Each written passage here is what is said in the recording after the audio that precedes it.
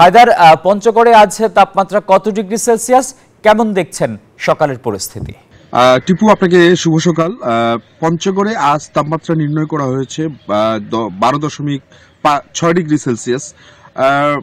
ঘন কুয়াশায় কিন্তু আবৃত আছে এখনো সবকিছু আর কি। আমরা একটু যদি দেখাই আপনাকে, আমরা আছি করতোয়া নদীর পাড়ে। এখানে প্রচুর কুয়াশা আমরা দেখতে পাচ্ছি, যে কুয়াশায় আচ্ছন্ন হয়ে আছে সবকিছু, এবং শীতের যে তীব্রতা সেটা কিন্তু আসলে কমেনি। সেই শীতের তীব্রতাটা রয়েছে, এবং তীব্র শীতের কারণে কিন্তু মানুষজন কিন্তু আজকে খুব একটা বেশি ঘর থেকে বের হচ্ছেন না।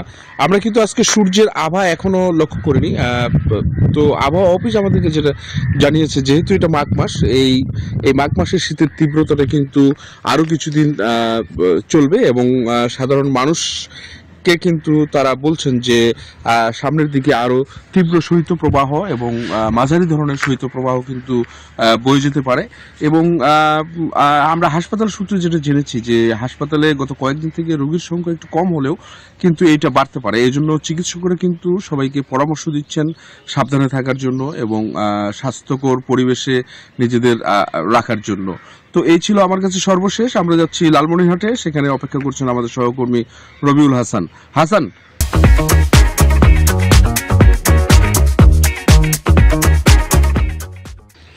ধন্যবাদ হায়দার। আপনি যেমনটি পঞ্চগড়ের খবর জানিয়েছিলেন, ঠিক তেমনই কিন্তু লালমনিরহাটের অবস্থা।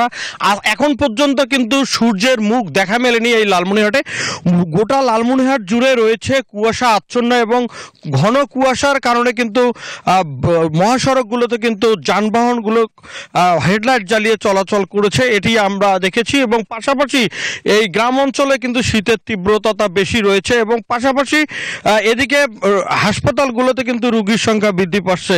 বেশিরভাগই ডায়রিয়া, নিউমোনিয়া, শ্বাসকষ্ট এবং অ্যাজমাজনিত রোগে অনেকে কিন্তু ভর্তি হয়েছে। লালমনিরহাট সদর হাসপাতালটি 250 শয্যা বিশিষ্ট, সেখানে আমরা খোঁজ নিয়েছি, এবং প্রতিদিনেই ইনডোর এবং আউটডোরে এই শীতজনিত রোগের চিকিৎসা নিচ্ছে।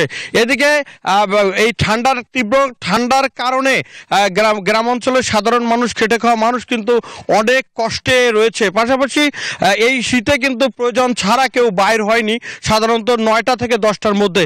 তো আমরা এখন পর্যন্ত লালমনিরহাটে কোনো সূর্যের মুখ দেখা মেলেনি। তো এই ছিল আমার কাছে সর্বশেষ। ফিরে যাচ্ছি স্টুডিওতে, আসিফ টিপুর কাছে।